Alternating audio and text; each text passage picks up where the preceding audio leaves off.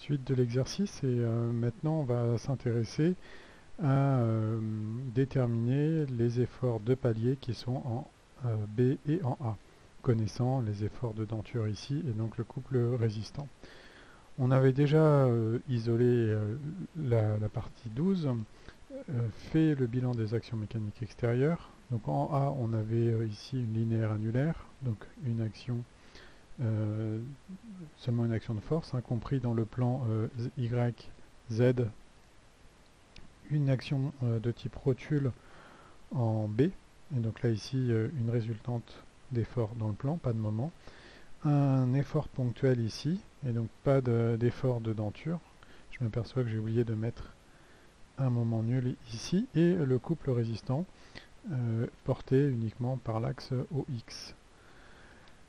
Ensuite, on avait travaillé sur l'effort de denture. On avait vu que on pouvait facilement calculer l'effort tangentiel, puisque le couple CR qui est présent ici est équilibré par l'action tangentielle qui est là, multipliée par le rayon primitif ici.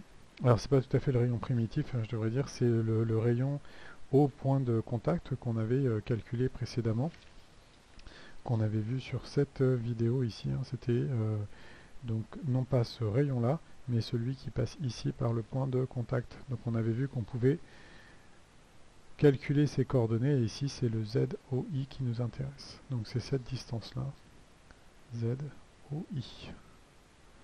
Donc ZOI fois cette valeur là doit équilibrer le couple résistant qui est ici.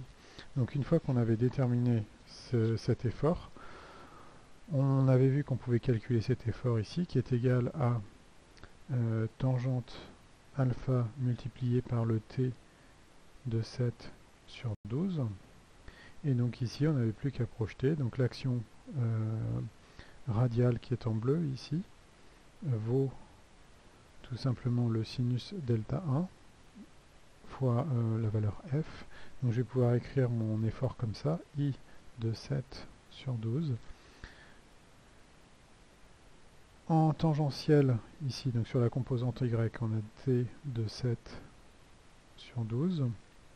Ici, on a tangente alpha de t de 7 sur 12. Et donc ici, c'est un effort selon x. Donc l'effort selon x, il va être multiplié par le cos delta, et delta 1 ici. Donc multiplié par cos delta 1. Et puis ici, c'est l'effort radial. Donc l'effort suivant z, c'est le sinus delta 1.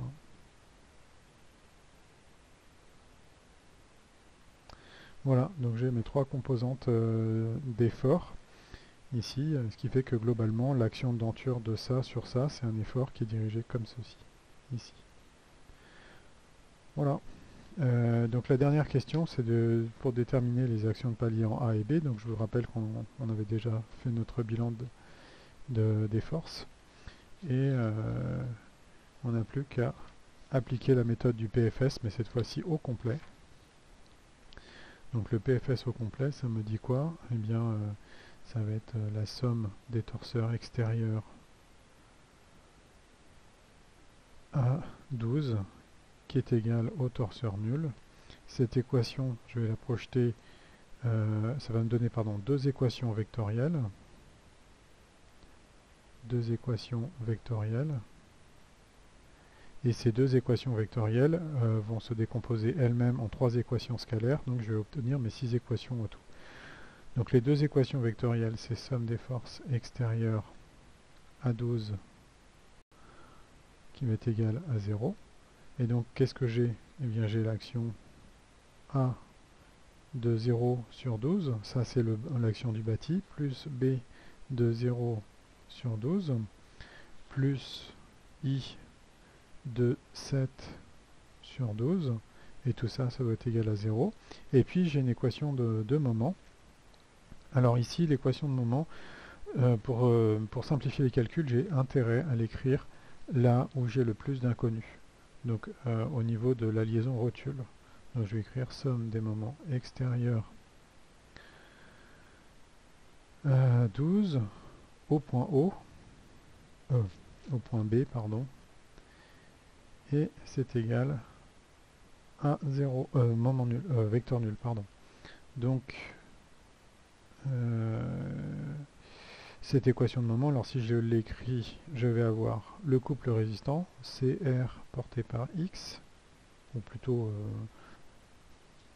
alors le couple résistant était négatif, j'aurais dû mettre un moins ici déjà, parce que je crois que c'est comme ça que je l'ai utilisé précédemment, donc je mets moins CR porté par X,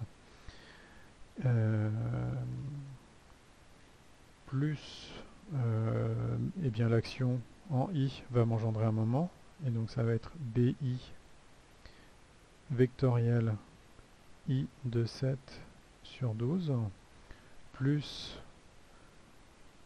BA vectoriel A de 0 sur 12. Et puis naturellement l'action en B ne va pas générer de moment, et donc tout ça c'est égal au vecteur nul. Donc ça me donnera 3 équations, et ça me donnera également 3 équations. Enfin 3 équations scalaires, 3 équations scalaires, donc mes 6 équations, sachant que j'en ai déjà résolu une, c'est celle des moments en projection suivant l'axe X, puisque c'est elle qui m'avait permis de déterminer l'action T enfin, l'action tangentielle dans cette action. Ici je devrais mettre un vecteur, ce serait mieux. Donc quand vous posez les équations, ici, on va avoir suivant X,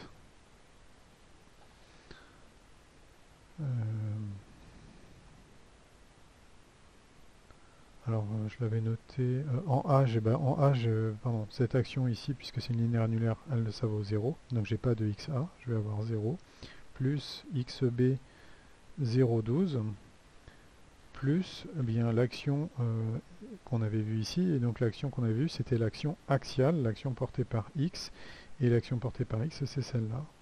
Donc je vais avoir du tangente alpha T7 sur 2 cos delta 1, et ça c'est égal à 0. Et donc ici je vais avoir une action immédiate, c'est que l'action axiale elle est portée uniquement par la composante XB ici. Et c'est normal puisque là je ne peux pas avoir d'effort transmis, sinon je serais hyperstatique.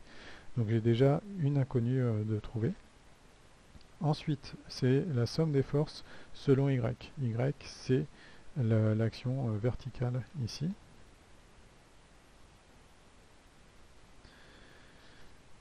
Et donc ça me donne quoi? Eh bien ici je vais avoir YA de 0 sur 12 plus YB de 0 sur 12 plus l'action tangentielle, et donc T de 7 sur 12, et ça c'est égal à 0, et là je ne peux pas calculer directement, il faudra sans doute que je passe par une équation de moment.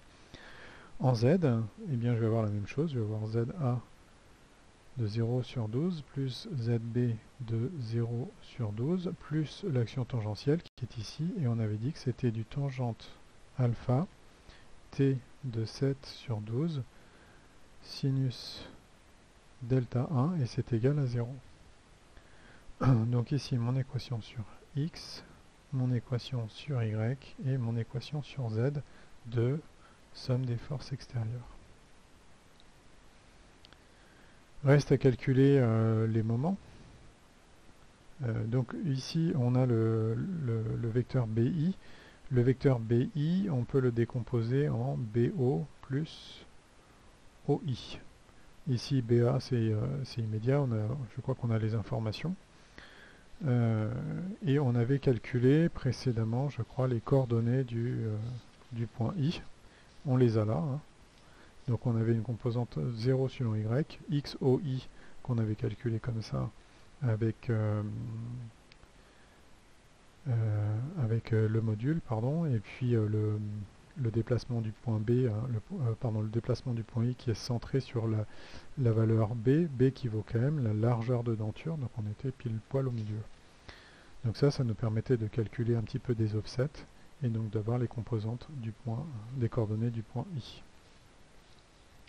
Par rapport à O ici, et donc de finir la résolution de l'exercice.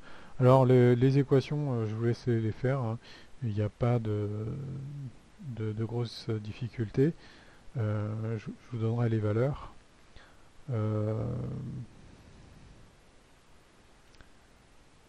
Ou alors vous recalculerez, hein. Je vous donne je écris simplement les équations, mais en mettant les valeurs directes qui m'intéressent, hein. Donc, c'est-à-dire ici je vais mettre du ZBI et du XBI directement. Donc somme des moments en X, on l'avait déjà vu, hein. Donc en X, ça va me donner tout simplement la valeur qui est là, c'est ZBI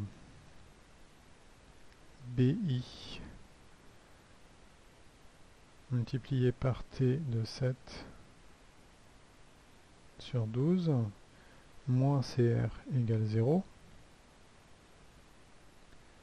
Donc c'est l'équation qui nous avait permis de calculer ça, hein, ou si on écrivait tout dans l'ordre, c'est-à-dire si on n'était pas passé par l'étape intermédiaire de déterminer cette action, ça aurait été notre première équation, puisque ça c'est connu et ça c'est pas connu.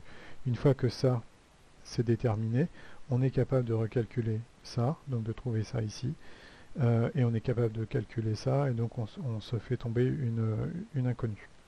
Donc sur Y maintenant, donc l'axe Y, c'est l'équation qui est ici, je vais avoir ici la composante en Z, ZA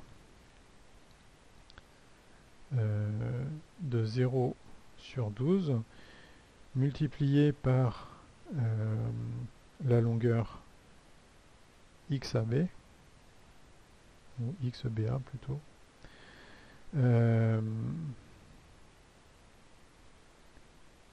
Alors si je fais ça, je suis obligé de mettre un signe moins, sachant que ça, ce sera négatif. Et après, je vais avoir donc cette composante également qui va travailler. Donc ici, la composante radiale et la composante axiale qui va également me générer un moment. Donc je vais avoir plus... il est temps d'arrêter ma vidéo. J'ai un avertissement sur l'espace disque. Donc la suite se fera sur une prochaine vidéo. Désolé de ce contretemps. De toute façon, je vois que j'arrive à la limite.